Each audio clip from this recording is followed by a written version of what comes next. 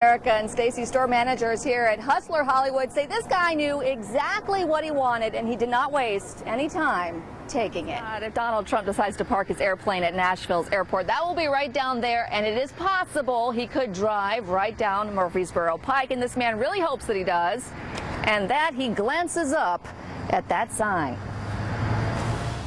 And why one Nashville scientist is getting a lot of attention for where he's looking for the next antibiotic. Ever been to a hibachi restaurant? You know that entertainment is part of the whole experience, but one family says they had never experienced this before. This is what it looks like. It's almost completely dark out here. It rained, and business owners say they still made a ton of money. So they can only imagine what's going to happen when we have baseball and we have some sunshine. No homes have even been built yet, but the developers say there is a waiting list of people wanting to move in. Airbnb is an online service where you can basically rent out your house like a hotel, just short term, and that is what the couple is doing with their house here in Germantown. Tells me this whole high-speed chase started because of this. A light burnt out on top of a license plate. Now, the sheriff says the passenger had been acting suspicious, hiding from view from the deputy, so the deputy used that license plate issue to pursue. Meantime, Hustler Hollywood says they'll likely just replace that mannequin who spent a whirlwind night outside of the store. Well, Stacy, the wife's name is Sarubi. This is her last name, and the husband's last name is Abramson. Well, they took part of her name, part of his name to come up with Saber, but the state would not allow that. Reporting live, Sabrina Hall, Fox 17 News.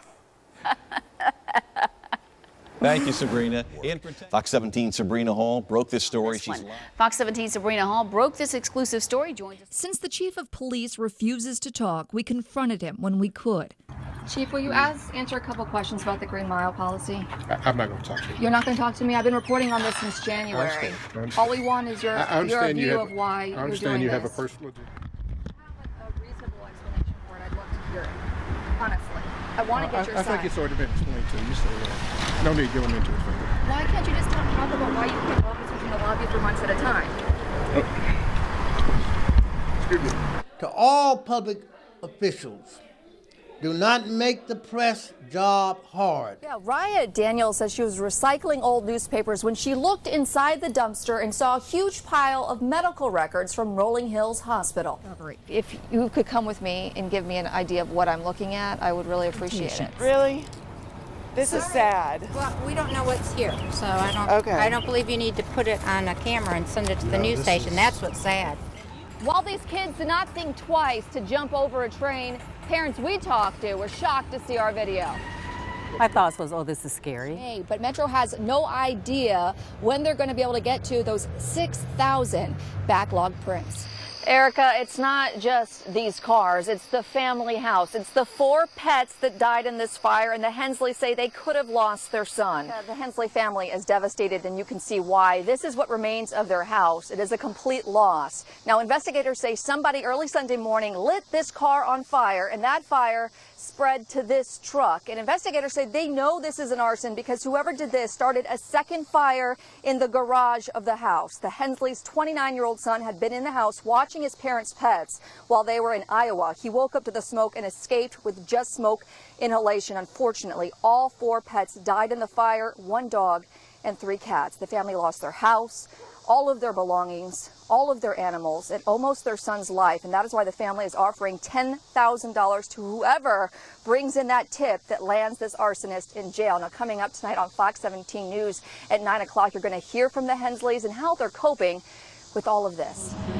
Well, Scott, the truck is still in the creek, but let me tell you what, the tow truck driver just got on scene. He was wondering if he was going to need a bigger tow truck to do the job. If you could see him, he's crawling down. It's about 30 feet to the car. I really don't know how they pulled this off, but he's planning to. There's a concrete slab down there that he's worried that the car would hit on the way up. So oh, look at that. And he was sliding all the way down there trying to do this job. So he thought he would need a bigger truck to get this truck above that concrete slab and pull it up. I don't know how he's going to get this done, but he's out here by himself tow truck driver trying to pull this off, but this truck basically came down Bridgestone Parkway. A woman was driving home, she says, from work.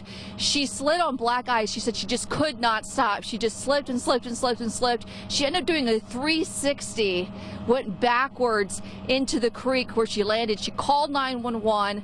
Rescue workers got out here. She was not trapped, but they did help her get out of the car. That other tire on the other side of the car is missing, so that must have came off on the way down, but she is safe tonight. She's with her husband, nice and warm inside their other car, waiting to find out what will happen with their truck. You know, I need an iPhone charger. She says, I have an iPhone charger, but it's in my truck and it's down in the creek. So this is her night, and this is how it's turning out. And the tow truck driver is coming to the rescue. We're live in Laverne. Sabrina Hall, Fox 17 News. Wow, Sabrina, thank you. Scott, Trump is scheduled to speak at Rocketown this Saturday, and if he does, he just might drive down this road from the airport to get there. One man really hopes he does, looks up and sees that sign that asks him to please leave soon. Immigration attorney Elliot Osment came up with this idea when he found out Trump had plans to speak at a Republican convention here this weekend. Osment works with immigrants every day fighting for their civil rights. He says Mexicans who come to America are some of the hardest working people he's ever met. A lot of them went to New York City and helped Donald Trump build all those towers that made him a billionaire. Now he turns around and says Mexico has sent their worst up here. Shame on him. Trump's platform includes the idea of deporting all undocumented immigrants, building a wall at the Mexican border, and ending birthright citizenship. Osment says that many Nashville immigrants are extremely concerned about what that could mean if Trump did become president. Trump is scheduled to speak in Rocketown around 10 a.m. Saturday, and of course, Osment hopes that he drives down Murfreesboro Pike first. Reporting live, Sabrina Hall, Fox 17 News. He's continuing to keep officers sitting and waiting for answers. This is the face of the latest Metro officer forced to sit in the chief's lobby. Brent Bauer is stripped of his gun and badge, being investigated for wrongdoing, but the department won't say for what. The department also refuses to call where he's sitting a lobby. It's now calling the place where officers do nothing for 40 hours a week an administrative assignment. Do you consider this administrative assignment? No. I myself, I would call it punishment. Charles Drew served as a Metro Patrol officer for 26 years. He's one of many who disagree with Chief Steve Anderson's way of investigating officers. All of a sudden, you're just sitting at headquarters and not able to do anything at all for 8.5 hours. It's humiliating. A former officer assigned to the lobby, also known as the Green Mile, wrote Fox 17 just today saying Metro can call the lobby whatever they want to. Any reasonable person would call it a bullying tactic. And it's almost like the department puts them there, and if you get humiliated enough, then maybe you'll quit. And I think that's what they try to get the officers to do, to just go ahead and resign. If an officer resigns, he can't fight to get his job back through civil service. Those who fight their termination often win, like Kerry Ackerson. To me, it's a violation of what should be due rights. Civil service reversed his termination and ordered the department to give him his job back. He also sat in this lobby for months. Now another officer sits behind this closed door. And they're still on the first floor, but they're behind that threshold. So they may not consider that the lobby. Is it much different? No. Scott, all the chief of police would really say is that he's not going to talk about it yet. Dozens of officers want answers. Since the chief of police refuses to talk, we confronted him when we could. Chief, will you answer a couple questions about the Green Mile policy? I'm not going to talk to you. You're not going to talk to me? I've been reporting on this since January. I understand. All we want is your view of why you're doing this. I understand you have a personal agenda to pursue, but we're not going to talk about it. Chief Steve Anderson's spokesperson offered the same. Don, why won't the chief talk about this issue? I think he just told you that he's letting you pursue your personal agenda. My personal agenda, despite officers asking us to get answers for months. So it's management based upon humiliation and fear. No police officer deserves to be treated in this manner. I don't want to see anybody else have to go through what I went through. He didn't care about me. He didn't care about my family. All he cared about was his ego. Officers say the chief runs his department with fear and intimidation, investigating officers, stripping them of their badges and guns, and forcing some to sit in the CJC lobby for more than 8 hours a day. I have a reasonable explanation for it. I'd love to hear it. Honestly, I want to get your side. I think it's already been explained to you. You say that. No need going into it further. Why can't you just talk about why you keep officers in the lobby for months at a time? Excuse me. To all public officials, do not make the press job hard. Now, if you don't like a reporter, go find one you like. Whoever the chief decides to talk to, officers are waiting. Who holds the chief accountable? Nobody but the chief. The chief allowed a deputy chief to talk to us back in January, but officers say they want answers from the chief himself. You don't have to speak the same language Mi hijo era muy especial. to know what heartache sounds like. My star has left me. Luis Ocasio says his son Omar moved to Orlando to pursue his dreams of theater, acting and dancing. Instead, his name Omar Capo, known for a different reason. Horrible. Horrible, horrible. You were never prepared as a parent that you could lose your child. And now it has just been really hard for all of us to deal with this because we were all so close. Corrales Rentes says she got to know her stepbrother well when Capo moved to Laverne to be with his dad. She and Capo both went to Laverne High School together. We were always together, always. It was before school. We would get dressed together. He would look for my clothes all the time.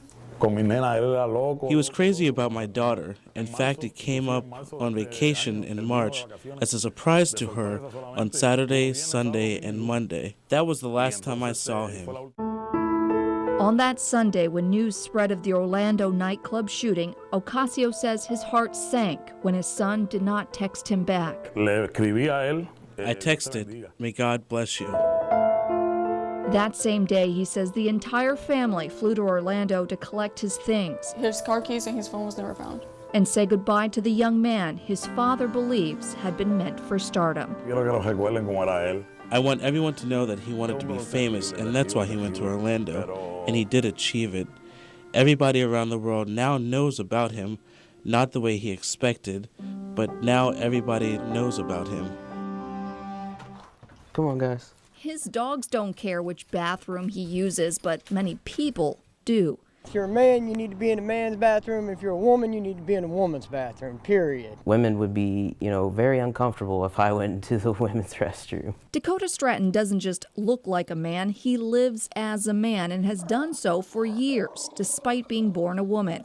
I just never identified with the females. I always wanted to hang out with the boys, when my mom would try to put dresses or something on me, I would scream, cry, because it didn't feel right. At 22, Stratton started taking testosterone, grew a beard, and says he's never been questioned in a men's room. Yet now in public buildings in North Carolina, by law, Stratton must use a woman's restroom. And more than 1 million people are boycotting Target for allowing people like Stratton to use the men's. It's scary. It's very scary. I can't walk into a woman's bathroom. The police, somebody would be called. I would probably get in trouble for it. We asked some of Stratton's Smyrna neighbors for their take. What bathroom should this person be in? Oh, God. I'd say a man's, but I know that's a woman. God, on that note, The boys go to the boys' bathroom, the girls go to the girls'. What bathroom should this person use? Well, I would say that person probably should use a boys' bathroom. I could never live as a woman. While Stratton understands some of the safety concerns, what you are targeting are perverts. And knows the transgender community only makes up 0.3% of the population, Stratton says, like anybody else, he'll inevitably have to use the restroom. Until the day I die, I'm not going to use the women's restroom. It's not going to happen.